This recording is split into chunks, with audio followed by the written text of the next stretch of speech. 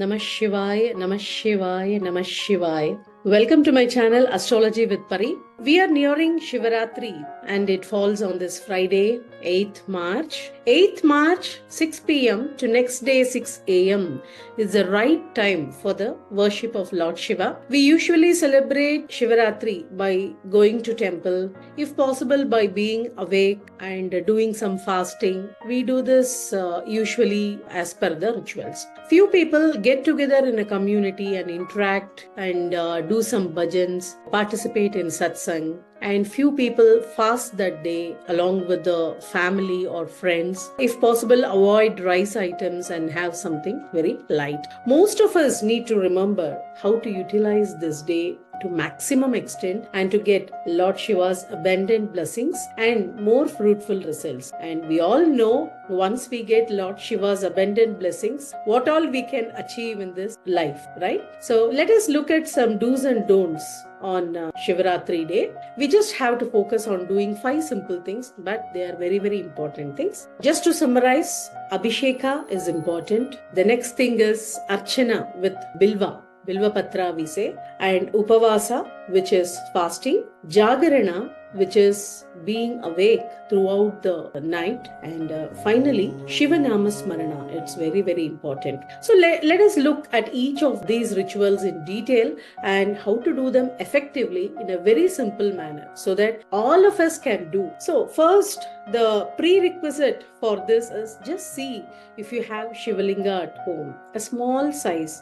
See, just half of our thumb size. We call it Angushtam, right? This is Angushtam. Just half of this or 3/4 of this should be fine to proceed with the Abisheka. At this point of time, I would like to highlight that it is a myth that if we have Shivalinga at home, we should daily do some puja, Abisheka and take care, and we should not ignore. Otherwise, it will become dosha and everything. See, all these are unnecessary fear. You can safely have small Shivalinga at home and do the puja during important festival days like Mondays, then Pradoshas, etc. Other time, if you are unable to do, then it is not at all a problem. But take care that it should not be that Banalinga or Rasalinga. Please avoid taking that because there are some restrictions to do that. We have to follow some rituals to perform puja for that. Just get a small half thumb size silver or brass or copper or even made of mud should be fine enough. Now,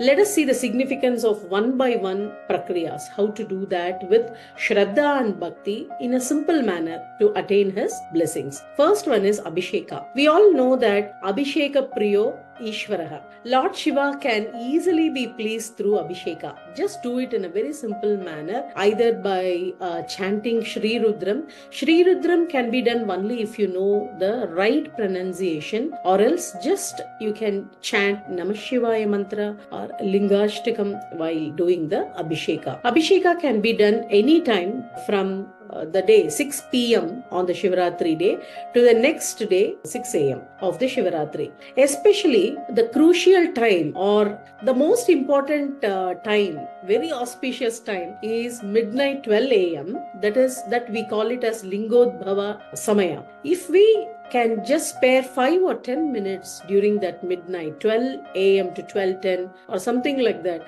can be very, very fruitful and it will yield more and more blessings. Next, coming to Shiva Nama Smarana. If you have mantra upadeshas from someone, you can chant the mantra as many times as possible. Or if you don't have the mantra upadesha, not to worry. You can just Namah Shivaya mantra or Shivaya Gurave Namaha or even sing Shiva bhajans. Some people read Shiva Purana on that day with all the community gathering, and we can listen to some discourses and all those things while doing the Shiva Nama Smarana. So these are all the different ways of just invoking his thoughts about his thoughts. The next one is Upavasa. Our way of understanding Upavasa Upavasa is generally fasting. Some people fast the entire 12 hours or the entire day, the 24 hours. Some people avoid rice and eat other items, very light items. And some people, they can't fast. So the real subtle meaning of the Upavasa is being near to the God.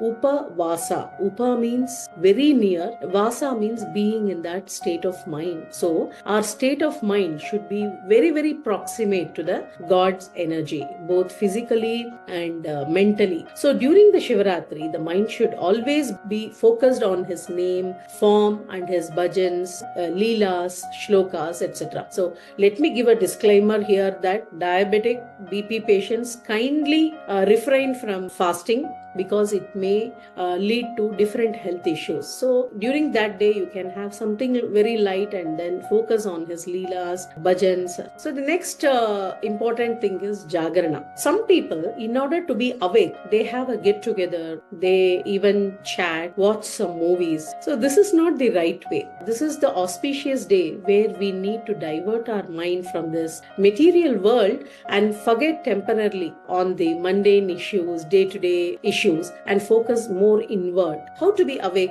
You can either get into a community where people connect with the energy, Lord Shiva inward, sing his bhajans and chant his mantras or shlokas or even bhajans at home. And you can listen to a lot of spiritual discourses based on Shiva Purana, Shiva Leela. There is Chidambara Rahasya and Nayanmar's stories about Varanasi, Arunachala, and Shiva Leela and other Panchabhuta Sthalas of Shiva. We can even do a mental tour to all these holy places and get his abundant blessings. And next, coming to Bilva leaves Archana. We can actually plan ahead and keep and store some Bilva leaves and use this for Archana on this holy day. First, we can clean the leaves very carefully and ensure that the three tiny leaves, right, they stay together in a string and they are not separated. This is called a triplet, or three small leaves in a little string.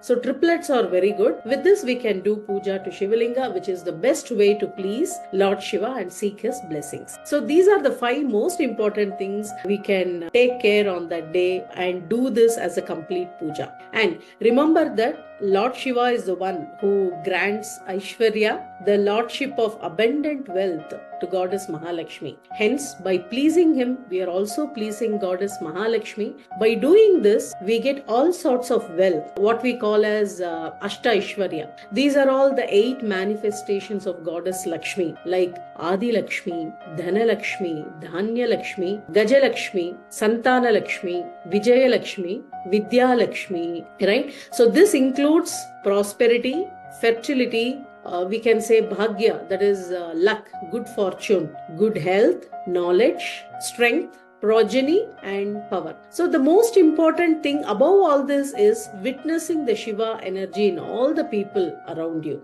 That is very important. We see Lord Shiva in everyone that we are surrounded. This will give complete blessings of Lord Shiva. So let us all try to follow whatever we can to get his blessings on this auspicious day. Happy Shivaratri to all of you. Thank you so much for watching this channel.